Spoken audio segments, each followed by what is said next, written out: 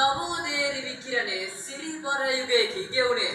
එසේනම් නිදහස් දින යන අර්ථවත් වූ කාලෝචිත මාතෘකාව යටතේ ඔබ හැම වදම් පෙළක් ගෙත්තන් කරමින් ඔබගේ මනස ආවර්ජනය කිරීමට පැමිණ ආරාධිත මුත්තන් ඔබ සියලු දෙනාගෙන්ද ඒ වගේම මේ අවස්ථාවට සහසම්බන්ධව සින්න දාබර වැඩිහිටි ඔබ සියලු දෙනාගෙන්ද මතකට අවසරයි.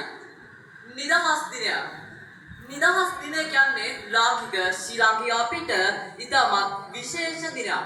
ඉතින් නිදහස් දිනේ දවසේ තමයි ලාංකික අපිට ලැබෙන්න පුළුවන් ජාතියක් ලෙස ලැබෙන්න පුළුවන් අගනාවුරුමේ වෙච්ච මේ නිදහස ලැබිච්ච දවස. ඉතින් නිදහස කියන්නේ අපේ අතීතය මතක් කරගන්නත් වර්තමානයේ විමසා බලන්නත් සහ අනාගතය ගැන වගකීමෙන් සිතන්න සීකදවන විශේෂ දිනයක්. ඉතින් රටේ නිදහස කියන්නේ එක් දවසක අත්සන් කරගත් ලේඛනයකට පමණ සීමා වූ දෙයක් නෙමෙයි. රටේ නිදහස කියන්නේ පරම්පරාවෙන් පරම්පරාවට ගලා සටන් හා නොමකන විශ්වාසයන්ගේ ප්‍රතිඵලයක්. එදා වීර හදවත් වලින් ලියපු ජාතික කතාවයි මේ රටේ නිදහස කියන්නේ. ඉතින් අද වන විට ලංකාව නිදහස් රාජ්‍යයක් පැවතුණා. එදා ලංකාව සුදු අධිරාජ්‍යවාදීන්ගේ යකඩ සපත්තු ගහනේ අපේ රට අපේ කම පෑගී තලි පොඩි විගිය අදුරු සමයක් අපට තිබුණා දාබර වැඩිහිටියනි. ඉතින් එදා අපේ රටේ පෘතුගීසි ලන්දේසි ඉංග්‍රීසි ආදී විදේශීය ආක්‍රමණිකයන් අපේ රට ආක්‍රමණය කළා. අපේ රටේ තිබ්බ ස්වාභාවික සම්පත් සූරගෙන අපේ රටේ සාරය සූරගෙන ඔවුන්ගේ රටවලට අරගෙන ගිහිල්ලා අපේ රට අදුරු ආඝාතයකට යොමු කළා.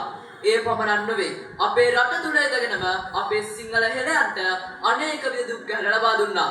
ඉතින් ඔන්න අසාධාරණේ බලාගෙන ඉන්න බැරි වුණා සිංහල හෙළයන්ට. ඔවුන් නොබියව ක්‍රියා කළා ඒ අසාධාරණේ වෙනුවෙන්. ඉතින් එදා ලංකාව වෙනුවෙන් දීපවා පරදුර තබාගෙන පැමිණියේ පිරිසද අපි වර්තමානයේ හඳුන්වනවා ජාතික විරුවන් හෙවත් ජාතික චින්තනයක පුද්ගලයන් කියලා. උදාහරණ ලෙස ගත්කල ගොංගාලේ ගොඩවණ්ඩා වීර පුරන්නප්පු කැම්බොඩිවල අධිකාරන්තුමා අනගාരിക ධර්මපාලතුමා වගේම අවසන් නිදස්සනට දායකත්වය ලබා දුන්න මහාමාන ඩී.එස්. සේනානායක මැතිතුමාදී බොහෝ ජාතික විරුවන් ලක්මෑණියන්ට හිටියා.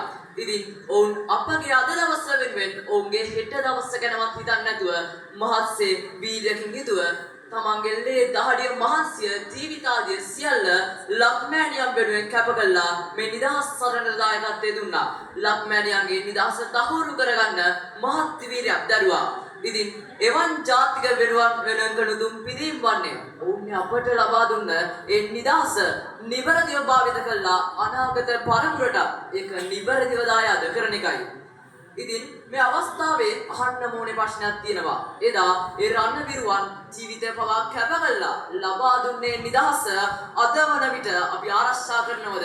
අද වන විට ඒ නිදහස ලංකාව තුල පරිපූර්ණ නිදහසක් වෙලාද කියලා.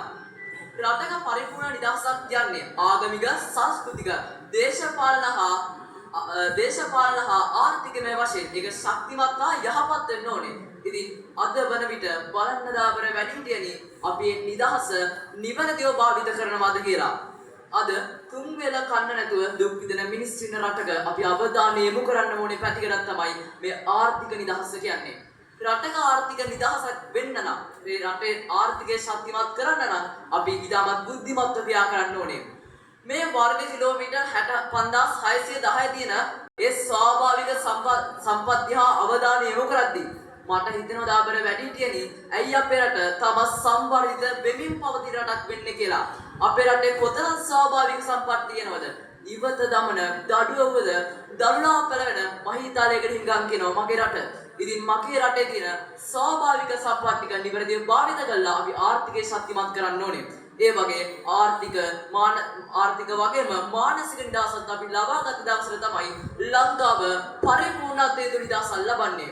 ඉතින් එදා ඒ පෞඩත්ව ඉතිහාසයක් ගැන කියන අපි ඉතින් අපි දැනගන්න ඕනේ එදා ඒ ජාතික විරුවන් අපිට හිමි කර දුන්න ඒ නිදහස ආරක්ෂා කරන්න.